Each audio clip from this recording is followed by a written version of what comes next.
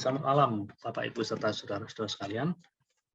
Shalom untuk semuanya yang sudah hadir di dalam acara GWJO pada malam ini. Pada malam ini kita akan melanjutkan seri mengenai the basics every Christian should know, yaitu dasar-dasar yang harus diketahui oleh orang percaya.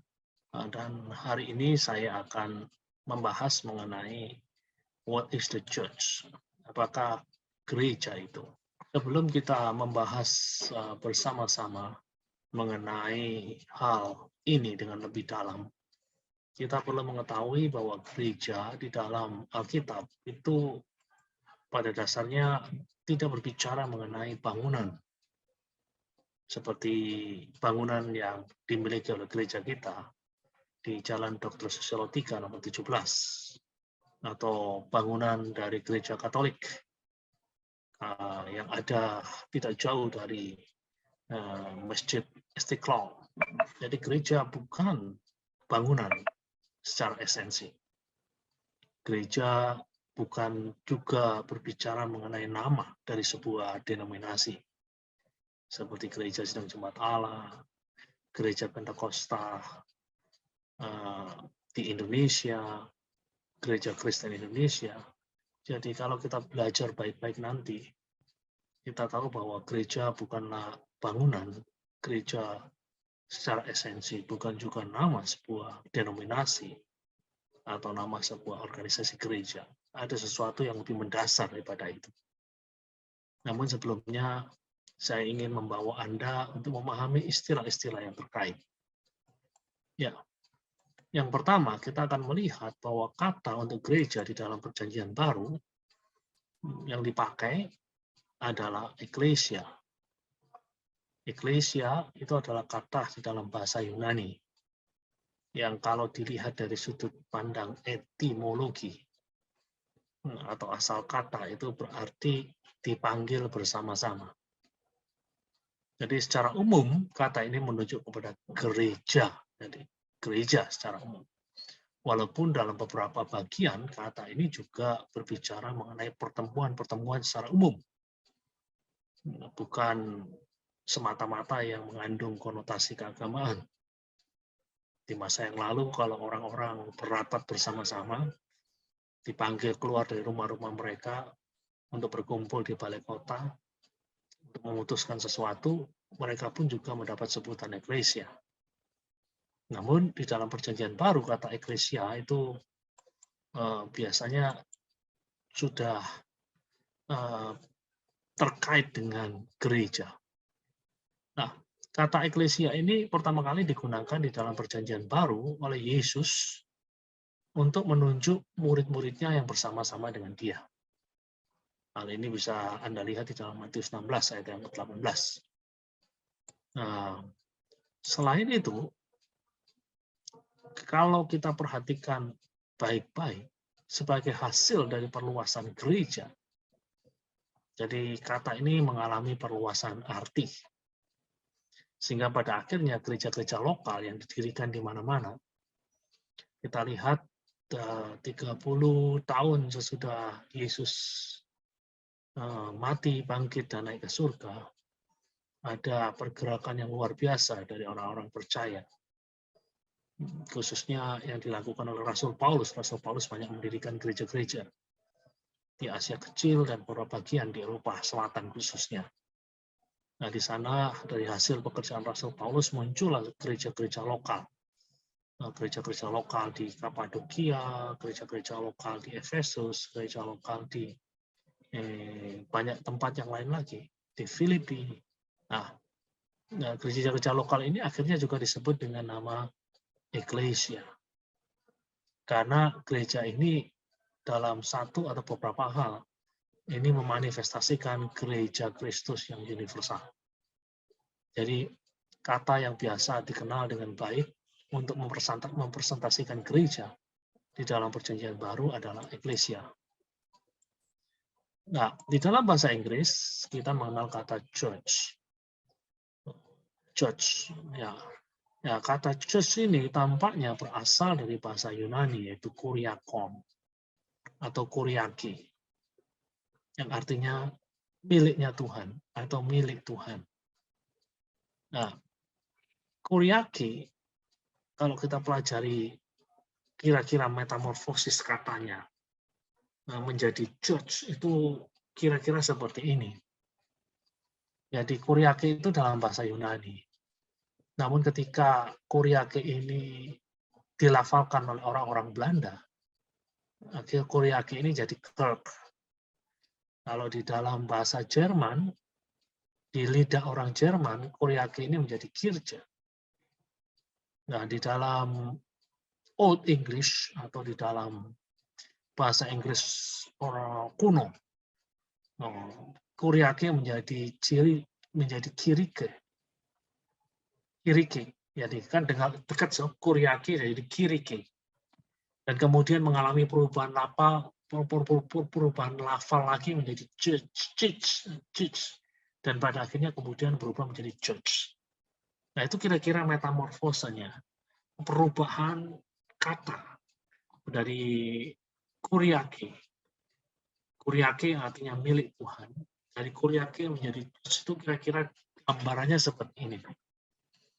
Nah, di Indonesia, saudara-saudara sekalian, kita mengenal kata gereja.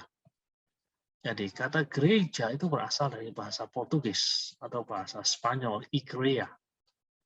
Nah, kemungkinan besar igreja ini itu berasal dari kata yang tadi kita sudah kenal dengan baik, yakni kata eklesia, kata yang dipakai untuk gereja di dalam bahasa Yunani. Jadi kalau kita perhatikan baik, kata Portugis untuk igreja itu diucapkan isreia. Jadi I dilafalkan sebagai I, G dilafalkan sebagai S, kemudian R, kemudian E tetap E, R tetap R, J jadi Y, dan A tetap A. Jadi Israel. Jadi kata eklesia ini tampaknya itu di lidah orang-orang Portugis itu menjadi Israel. Israel. Jadi memang beberapa bangsa itu tidak bisa mengucapkan sesuatu itu secara akurat, persis seperti orang-orang itu mengucapkannya. Nah, jadi kata eklesia ini di lidah orang-orang, katakan orang-orang Portugis atau Spanyol, karena kesulitan mereka untuk mengucapkannya, untuk mengucapkan eklesia ini, akhirnya mereka mengucapkannya bukan eklesia, tapi Israel. Israel. Itu mirip orang Jepang, saudara, atau orang Korea yang susah untuk mengucapkan kata L atau kata F. Itu mereka susah sekali, saudara. Jadi kalau teori ini benar, jadi tampaknya inilah yang menjadi cikal bakal dari kata gereja itu. Jadi gereja itu berasal dari Igreja atau Israel. Israel itu sendiri berasal dari kata eklesia. Tadi kata yang sudah kita pelajari bersama-sama, kata yang digunakan di dalam Perjanjian Baru untuk gereja. Nah, itu hal yang terkait dengan istilah. Jadi Anda mengerti istilah eklesia. Eklesia adalah kata yang dipakai untuk gereja dalam Perjanjian Baru. Nah, kemudian Anda kenal kata church di dalam bahasa Inggris. Church berasal dari kata kuriaki. Dan yang terakhir, gereja yang tampaknya berasal dari kata igreja. Israel yang tampaknya merupakan pelafalan kata eklesia yang dilakukan oleh orang-orang Portugis atau orang-orang Spanyol. Nah, sekarang kita akan melihat definisi dari apa itu gereja. Jadi secara sederhana, gereja dapat dipahami sebagai kumpulan orang percaya yang ada di segala zaman, di mana melaluinya Allah akan memanifestasikan dirinya. Jadi inilah definisi gereja yang komprehensif. Jadi gereja sekali lagi bukan bangunan. Perhatikan baik-baik, gereja adalah kumpulan orang percaya. Nah, kemudian yang ada di segala zaman. Bukan hanya yang hidup pada hari ini, tetapi juga yang sudah ada, yang sudah mendahului kita, dan juga yang akan datang sesudah kita jika Kristus belum datang. Jadi gereja adalah kumpulan orang percaya. Gereja bukan bangunan yang ada di segala zaman. Di mana melaluinya, melalui gereja tersebut, Allah akan memanifestasikan dirinya. Melalui gereja lah orang tahu siapakah Allah, orang tahu sifat-sifat Allah, orang tahu karakter-karakter Allah, orang tahu perbuatan-perbuatan Allah. Jadi sekali lagi, gereja bukan bangunan kalau berdasarkan definisi ini.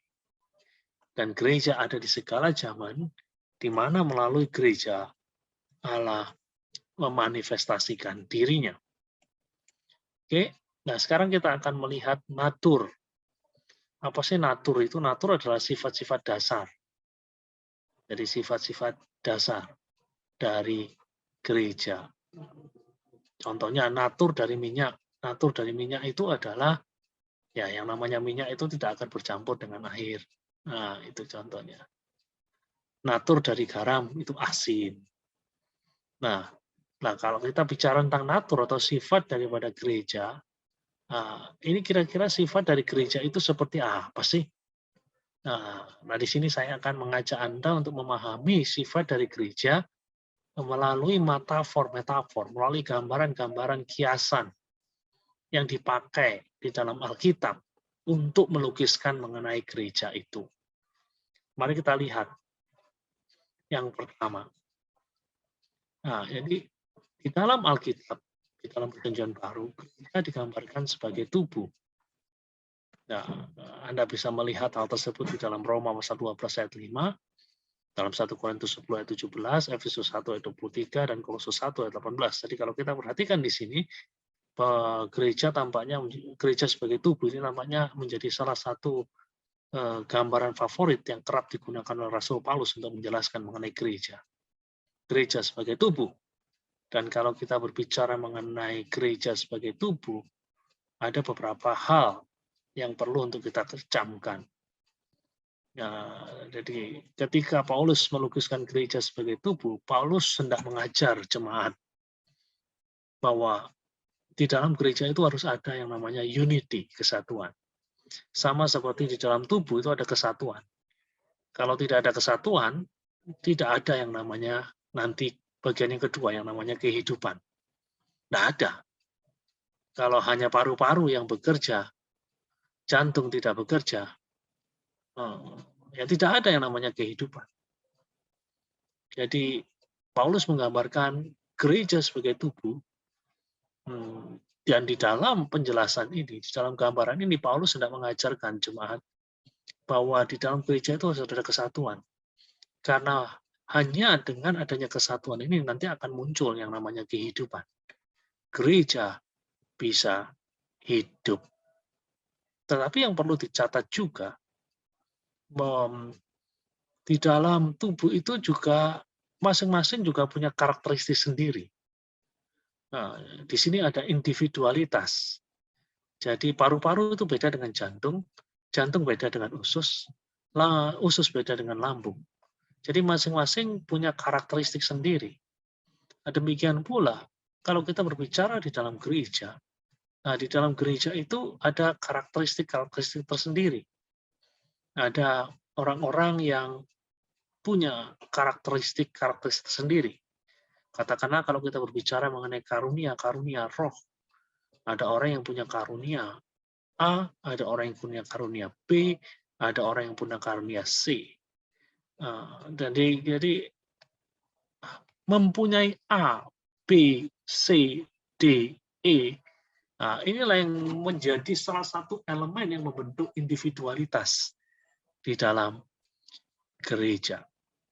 Jadi kalau kita lihat, adalah hal yang wajar kalau kita melihat adanya keragaman di dalam gereja. Adanya perbedaan-perbedaan di dalam gereja itu adalah suatu hal yang wajar. Karena di sini Paulus menggunakan gambaran tubuh. Sama seperti di dalam tubuh ada individualitas, dan kalau kita bicara individualitas, kita berbicara mengenai potensi adanya keragaman. Maka demikian pula di dalam gereja, ada keragaman. Dan kemudian ada simpati. Kalau kita berbicara mengenai tubuh manusia, ketika tangan kita tersayat dengan pisau, bukan hanya tangan yang merasa sakit. Ketika infeksi terjadi, bukan hanya tangan yang sakit, tapi seluruh badan sakit. Nah, jadi di sini kita melihat bahwa ada simpati di antara anggota-anggota tubuh. Satu sakit, semua sakit.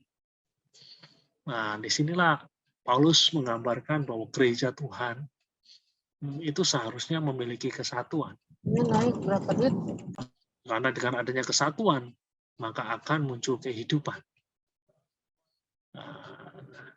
Dan juga Paulus berbicara mengenai simpati. Ketika salah satu elemen dari gereja terluka, ketika salah satu elemen daripada gereja mengalami masalah, semua itu juga mengalami sakit. Nah, kemudian yang kedua adalah gereja sebagai bangunan. Paulus bukan saja menggambarkan gereja sebagai tubuh. Paulus menggambarkan gereja sebagai bangunan. Nah, ini muncul di dalam 1 Korintus 3 ayat 9. Kalau kita berbicara mengenai bangunan, itu ada 3 karakteristik yang perlu dicamkan. Jadi, bangunan itu punya unsur keindahan. Bangunan itu punya struktur. Dan bangunan itu juga punya utilitas atau punya fungsi. Jadi, gereja itu juga demikian. Gereja itu seharusnya punya aspek keindahan yang membuat orang-orang tertarik untuk masuk di dalamnya. Pertanyaannya adalah apakah gereja kita punya aspek keindahan tersebut. Struktur. Jadi di dalam gereja, struktur adalah sebuah keniscayaan, sebuah keharusan. Kita tidak bisa istilahnya bermain atau hidup semau kita sendiri. Ada struktur, ada tatanan, ada aturan. Dan pada akhirnya kita juga melihat bahwa gereja punya fungsi. Sama seperti bangunan itu punya fungsi. Salah satu fungsi bangunan adalah untuk melindungi dari panas dan hujan, untuk menyediakan sebuah tempat yang nyaman dan aman. Demikian pula seharusnya gereja pun bisa menjadi sebuah tempat yang aman dan nyaman bagi manusia. Gereja sebagai bangunan.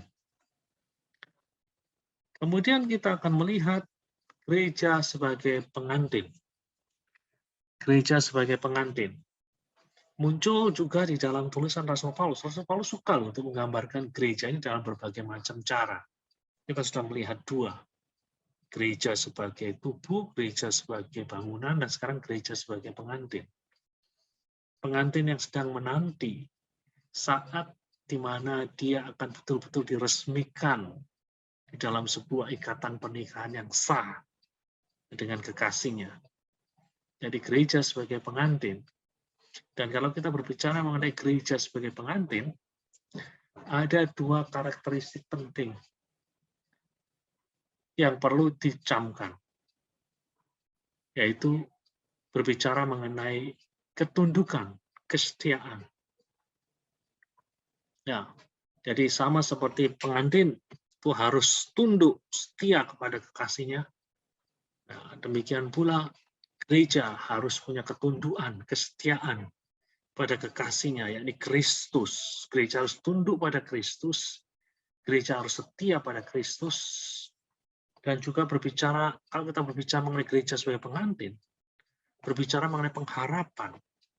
Ya, pengharapan di saat di mana mereka dipersatukan di dalam sebuah perikatan pernikahan yang sah.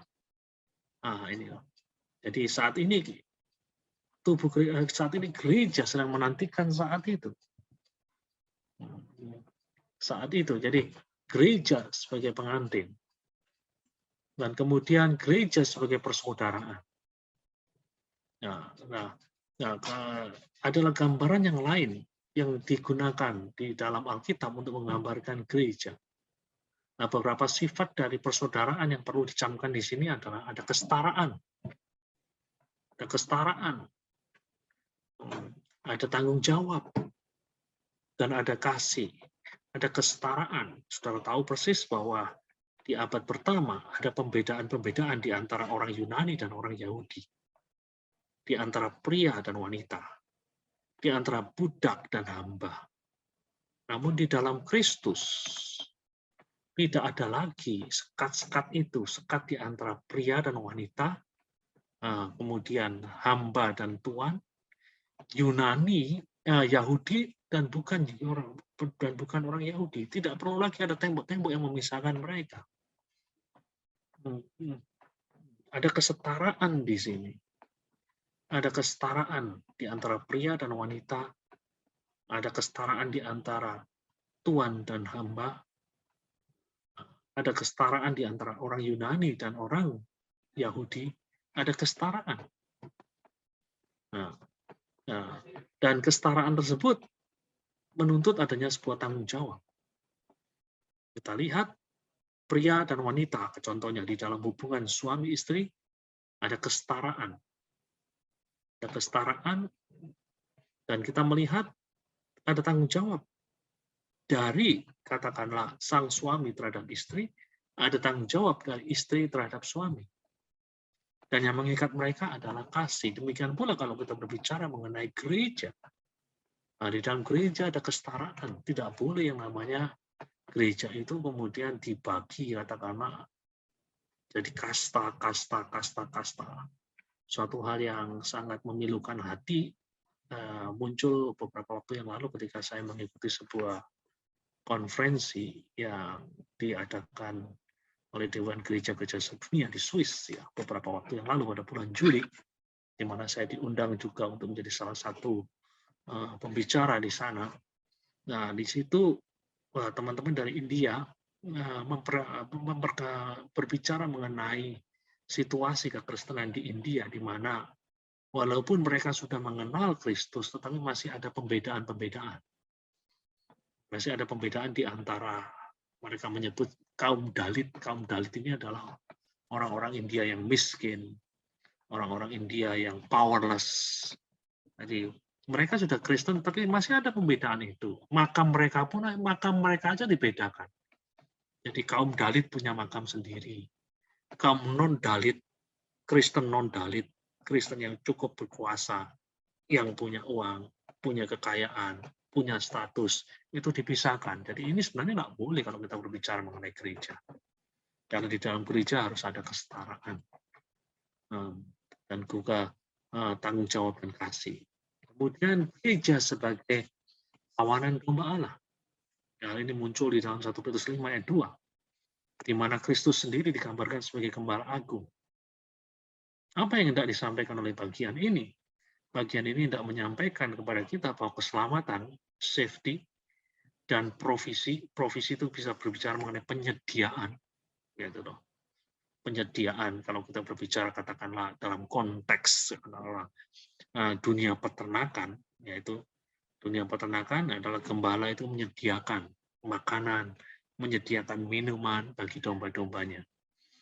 Jadi gembala domba tersebut memberikan provisi. Dan ini yang tidak disampaikan oleh penulis surat 1 Petrus, bahwa keselamatan dan provisi, penyediaan itu datangnya dari Allah. Jadi kalau hari ini kita hidup, hari ini kita aman, hari ini kita selamat, itu semata-mata karena perbuatan Allah yang menyediakan keselamatan dan provisi dalam hidup kita. Dan kepemimpinan gereja sama seperti halnya Kristus adalah kepemimpinan yang sifatnya mempedulikan, caring. Yang mempedulikan, caring. Jadi penggembalaan itu ya harus seperti itu.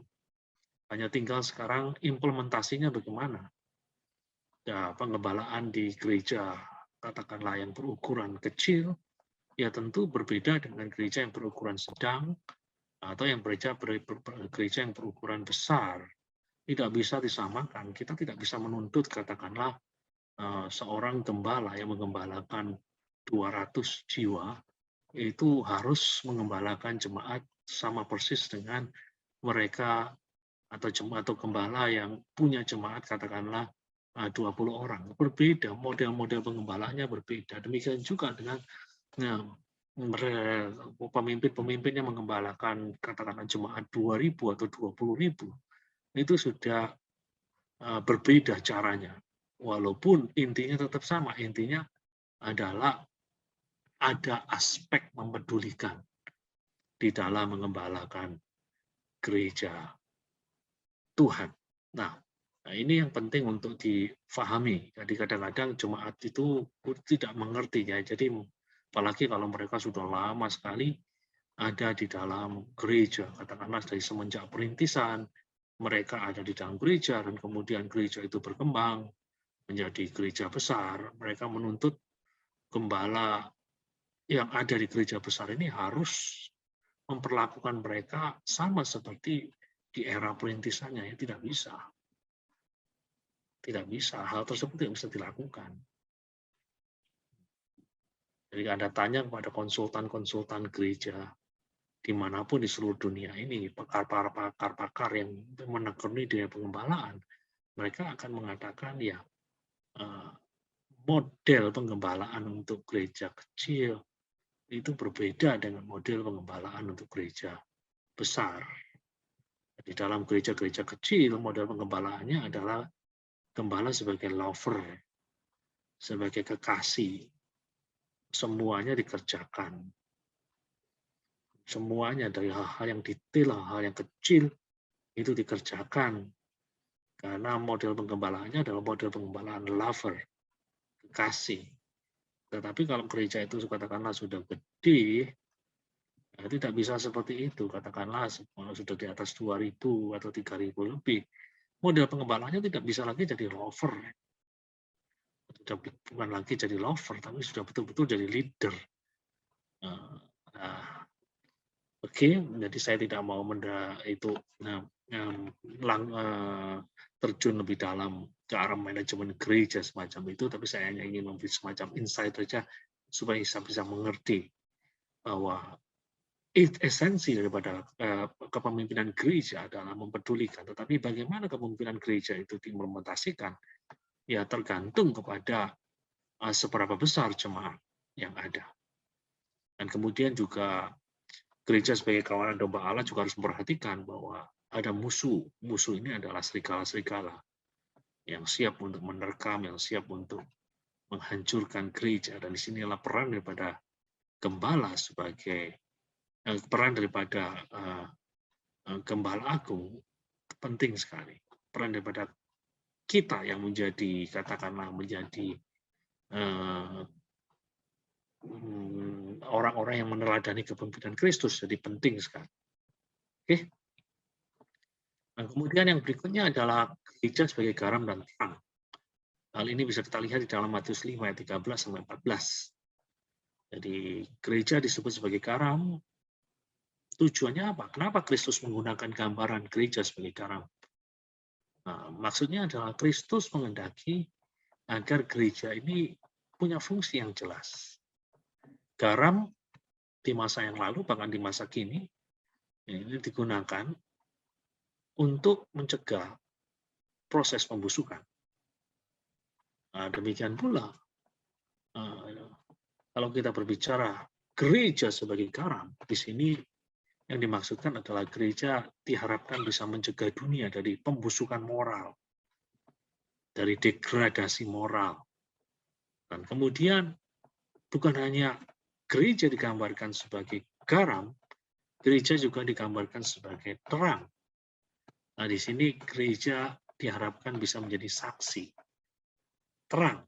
Jadi terang adalah sesuatu yang membuat seseorang bisa melihat dengan jelas. Jadi hari ini saya ada di ruangan di mana saya sedang melakukan Zoom, itu terang, ya itu. Ini terang, jadi semua orang, Anda yang masuk di dalam Zoom ini bisa melihat saya. Bisa melihat saya, bisa melihat wajah saya, bisa melihat mata saya, bisa melihat hidung saya, oleh karena adanya terang. Nah, gereja diharapkan bisa menjadi terang. Di dalam pengertian apa sih? Ya, di dalam pengertian gereja menjadi saksi di dalam kata dan perbuatan, sehingga orang-orang bisa melihat Kristus dengan jelas. Ya. Jadi melalui kata, melalui perbuatan kita, orang bisa melihat Kristus. Orang bisa mengerti Injil, mengerti berita keselamatan itu dengan baik. Oke, nah sekarang kita akan melihat hal yang lebih jauh lagi. Jadi kita berbicara mengenai natur atau sifat dari gereja, nah, dari gambaran-gambaran yang dipakai di dalam Alkitab. Mulai dari katakanlah tubuh sampai yang terakhir kita berbicara mengenai gembala. Nah, sekarang kita akan melihat sifat dari gereja sebagaimana banyak dibahas di dalam buku-buku teks teologi sistematika. Ada banyak aspek, tetapi saya hanya akan membahas 2 aspek di sini. Yang pertama adalah gereja universal dan gereja lokal. Nah, jadi gereja itu pahami pertama-tama sebagai gereja yang universal. Apa sih yang dimaksud dengan gereja universal? Gereja universal artinya adalah gereja yang terdiri atas semua orang yang telah dilahirkan kembali oleh Roh Allah dan oleh Roh yang sama telah dibaptis menjadi anggota tubuh Kristus. Jadi gereja terdiri atas semua orang yang telah dilahirkan kembali. Kapan? Yang dulu, sekarang, dan yang akan datang. Nah, gereja terdiri atas semua orang yang telah dilahirkan kembali dan oleh Roh yang sama telah dibaptis menjadi anggota tubuh Kristus. Itulah yang disebut dengan gereja universal. Atau dengan kata lain, gereja yang ada sepanjang masa. Itu gereja universal. Gereja universal itu kerap kali karena bukan dipertentangkan lah, istilahnya diperhadapkan dengan gereja lokal. Ada gereja universal, ada gereja lokal.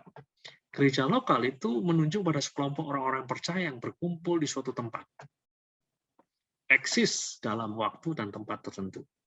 Contoh, gereja sedang jembatan El Roy di Jalan Dr. Susilo 3, 17. Itu menunjuk pada gereja lokal. Karena ini menunjuk kepada sekelompok orang-orang percaya yang berkumpul di satu tempat. Satu tempat di mana Dr. Susilo 3, 17. Eksis di dalam waktu dan tempat tertentu. Eksis di Jakarta Barat, tepatnya di Grogol Petamburan, dan dalam waktu tertentu. Hari ini ada. Dan gereja ini dimulai semenjak tahun 50-an. Nah, di dalam Alkitab, istilah gereja lokal itu sering ditulis dengan menggunakan kata jemaat-jemaat atau gereja-gereja. Contohnya jemaat Efesus, jemaat Filipi, jemaat Smyrna. Dan perlu diketahui bahwa semua gereja lokal ini bersama-sama ini merupakan replika dari gereja yang universal. Merupakan replika dari gereja universal. Gereja universal tadi adalah gereja yang ada di sepanjang zaman. Nah, gereja-gereja lokal ini adalah gereja yang ada pada waktu tertentu, tempat tertentu. Dan gereja ini merupakan replika dari gereja universal. Oke. Yang berikutnya adalah konsep yang perlu dipahami bersama-sama, yakni gereja yang kelihatan dan gereja yang tidak kelihatan. Gereja yang kelihatan atau visible church kerap kali dipertentangkan dengan invisible church, gereja yang tidak kelihatan. Gereja yang tidak kelihatan itu bukan berarti gereja hantu, bukan. Gereja yang anggota-anggotanya adalah para hantu, para kuntilanak, bukan saudara-saudara sekalian.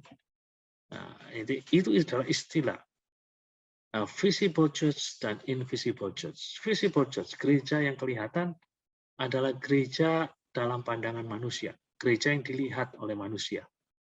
Nah, sementara invisible church adalah gereja dalam pandangan Allah, gereja yang dilihat oleh Allah. Nah, gereja visible church adalah gereja yang menekankan organisasi gereja, tata gereja, kepemimpinan, dan pemerintahan gereja. Nah, kalau kita bicara contohnya GSCA, itu kita berbicara mengenai visible church, gereja yang kelihatan. Karena itu gereja yang bisa kita lihat. Bisa kita lihat salah satunya ada di dalam Dr. Susilo 3 nomor 17. Dan di dalam GSCA itu ada organisasi, ada kata gereja, ada kepemimpinan, ada pemerintahan gereja. Nah, kalau invisible church, gereja yang tidak kelihatan itu adalah gereja yang dilihat oleh Allah. Jadi gereja di dalam pandangan Allah. Nah, dan yang ditekankan di sini bukan lagi organisasinya, yang ditekankan di sini adalah hubungan pribadi seseorang dengan Allah. Jadi aspek organisasinya cenderung diabaikan. Dan kalau kita berbicara mengenai visible church atau gereja yang kelihatan, itu yang diperhatikan adalah hal-hal yang sifatnya formal. Hal-hal yang sifatnya formal, kelompok yang formal. Kelompok yang formal. Beda dengan invisible church, yang menjadi perhatian adalah individu, orang per orang. Jadi bukan kelompoknya, bukan kelompok formalnya. Nah, di dalam gereja yang kelihatan, keanggotaan itu penting. Namun di dalam gereja yang tidak kelihatan, kepercayaan adalah hal yang terpenting. Jadi, lalu bagaimana ini? Ya, kedua-duanya adalah dua aspek daripada gereja yang perlu untuk difahami, seperti katakanlah dua sisi daripada mata uang. Jadi kedua-duanya harus difahami sebagai hal-hal yang sangat-sangat penting. Ketika kita belajar visible church dengan baik, kita diminta untuk jangan lupa bahwa gereja itu bukan hanya sekedar organisasi secara formal. Mereka yang menekankan visible church harus diingatkan bahwa ada sesuatu yang tidak kalah pentingnya dengan organisasi, yaitu hubungan pribadi seseorang dengan Allah. Demikian pula kalau kita berbicara mengenai mereka-mereka yang menekankan gereja yang tidak kelihatan, yang paling penting adalah relasi dengan Allah. Organisasi tidak penting. Tata gereja tidak penting. Nah, ini mereka juga harus diingatkan, itu penting juga, sesuatu yang nggak bisa dilepaskan begitu saja, seperti dua sisi daripada mata uang. Yang paling penting kan imanku, betul pada imanku. Aku nggak mau jadi anggota gereja mana-mana. Itu nggak bisa juga. Karena keanggotaan daripada sebuah gereja itu juga menjadi suatu elemen yang penting di dalam bergereja.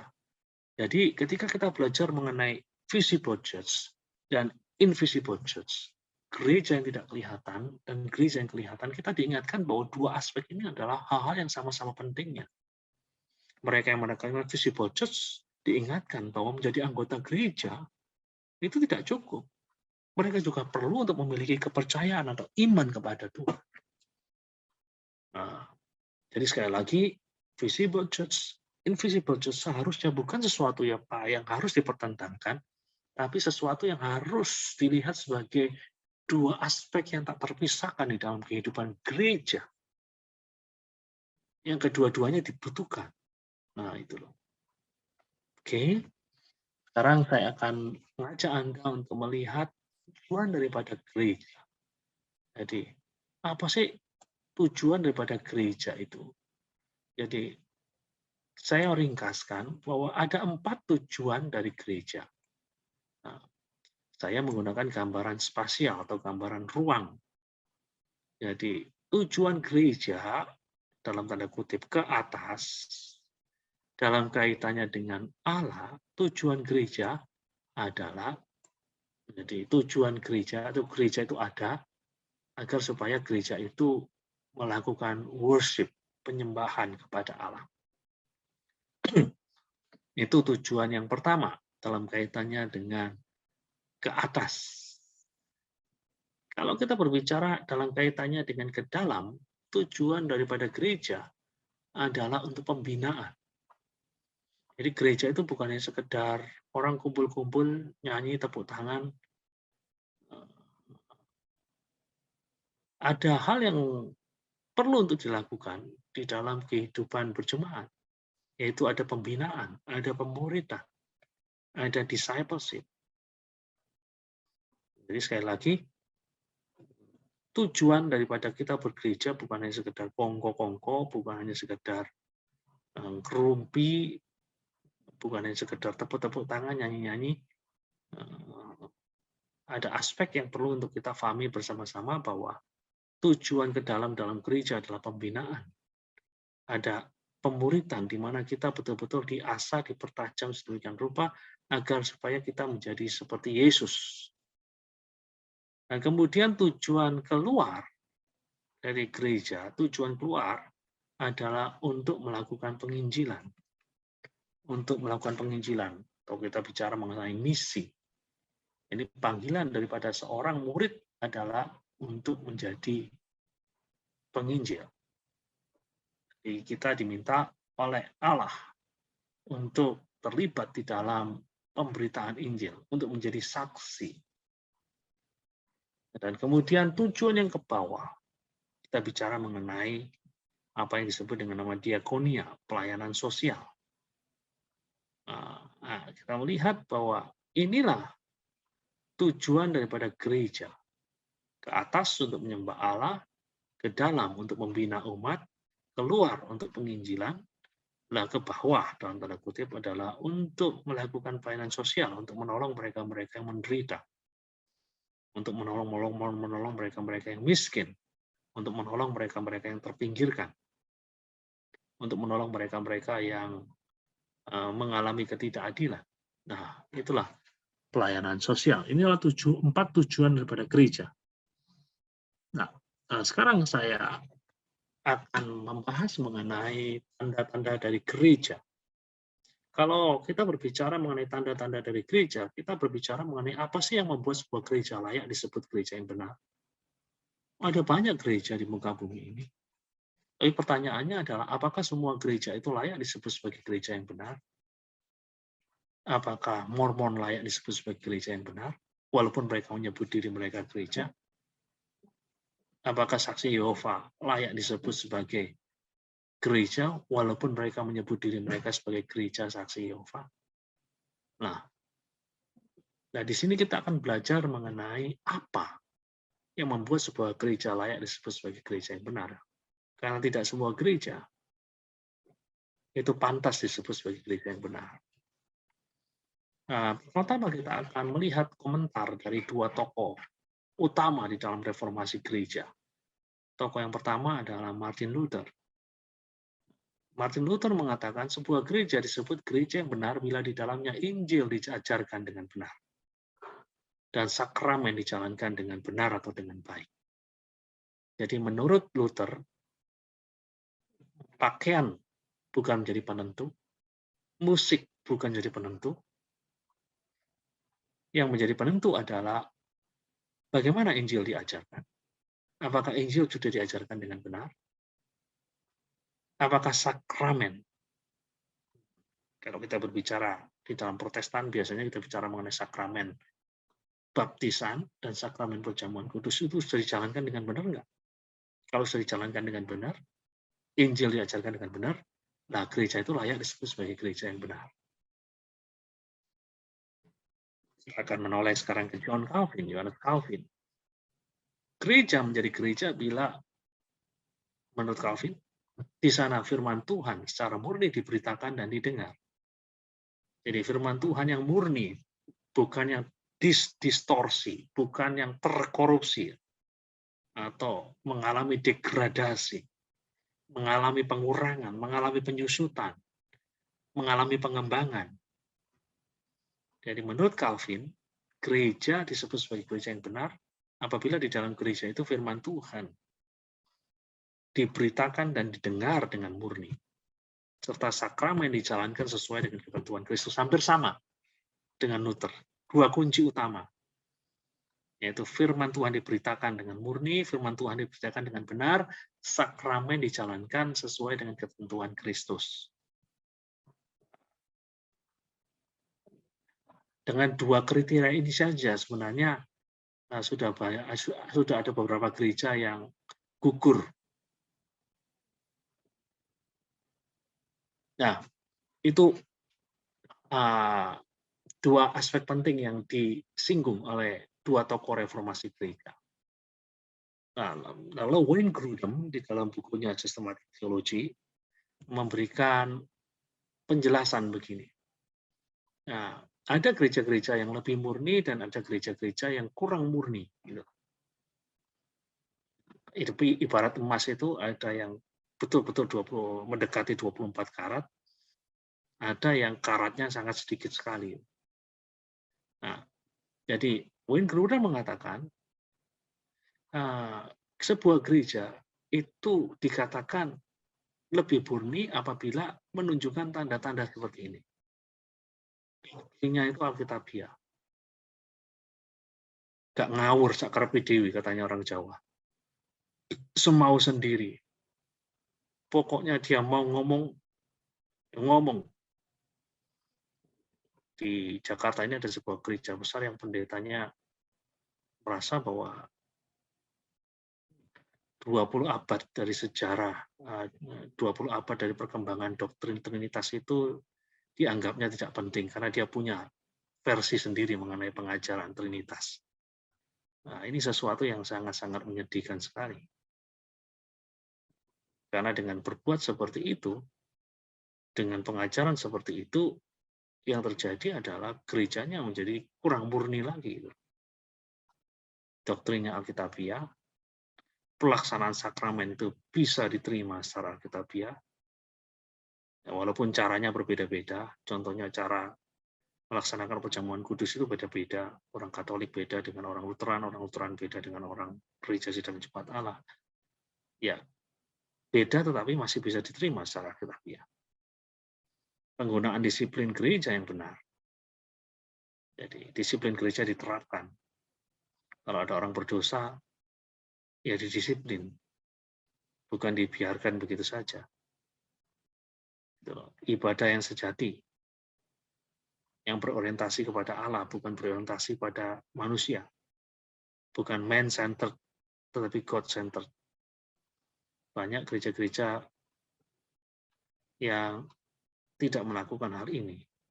Karena mereka menjalankan ibadah yang berfokus pada manusia. Apa yang dimau manusia, apa yang disenangi manusia, yang menjadi prioritas.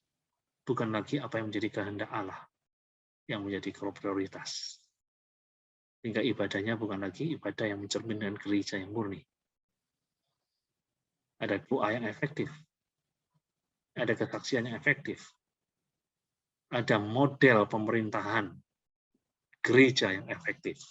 Bukan Alkitabiah itu. Memiliki pemerintahan gereja yang efektif. Memiliki kuasa dalam pelayanan. Ada kekudusan hidup di antara anggota-anggotanya.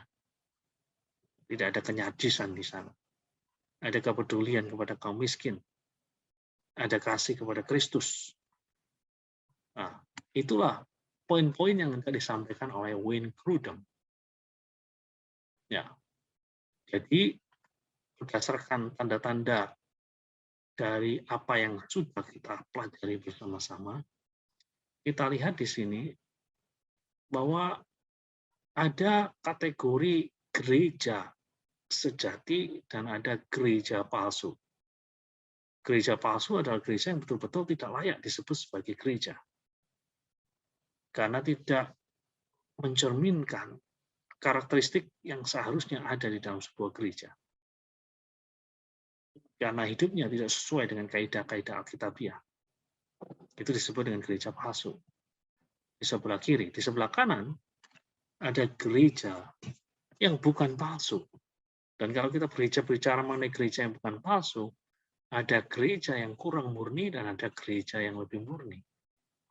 Gereja yang kurang murni adalah gereja yang tadi hanya menunjukkan sedikit dari tanda-tanda gereja yang lebih murni. Nah, semakin banyak sebuah gereja, nah istilahnya kalau dibuat checklist ya, karena di situ katakanlah ada 12 poin. Kalau di checklist katakanlah 10 poin sudah terpenuhi, maka itu dikatakan gereja yang lebih murni. Sementara dari 12 yang dicek poin cuma 2, maka dikatakan bahwa gereja itu kurang murni. Dan kalau kita berbicara mengenai tanda-tanda gereja ini, kita sebagai jemaat GCR Roy, ya diharapkan bisa memiliki ini. Doktrinnya Alkitabiah, pelaksanaan sakramennya bisa diterima secara kitabiah, penggunaan disiplin gereja yang benar, ibadah yang berorientasi pada Allah, doa yang efektif, kesaksian yang efektif, dan seterusnya. Merindukan memiliki itu. Sehingga gereja kita boleh menjadi gereja yang lebih murni dari hari ke hari. Kiranya Tuhan memberkati kita melalui pelajaran pada malam ini. Tuhan memberkati.